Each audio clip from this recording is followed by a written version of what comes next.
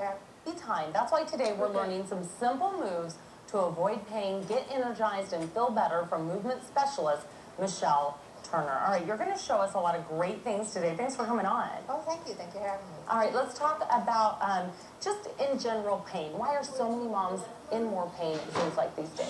Well, one of the things is having the six-pack abs or the tight abdomens. We've really gone overboard with the core muscles. But actually what happens is your brain starts using your stomach as your back instead of your back. So you forget to use your back properly versus your stomach basically overworked. All right, you're making me stand up straighter already. What are some common movement pitfalls that moms make, when we're going about our daily routine? Not paying attention to themselves.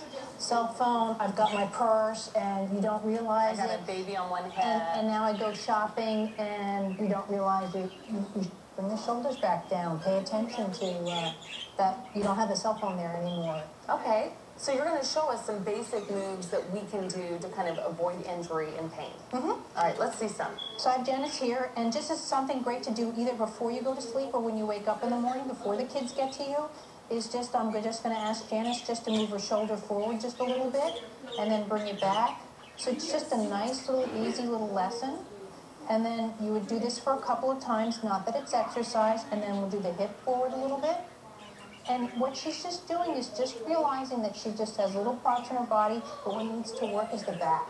So those simple moves can really help, huh? Oh, yeah. And when you're doing something like this, you can't really think about grocery shopping because it's actually quite a little difficult just to think about your shoulder, just that minute movement versus moving your whole body that we're so used to doing. What else can we do?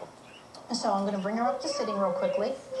And again with the cell phone. So I'm just going to bring your hand up over your head. So like this, and then bring your head to your shoulder. So this would just be sort of similar to what you would do with your cell phone, of going up and down.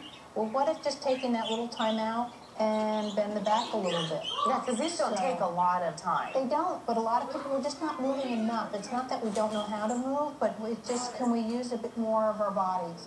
And to do something like that.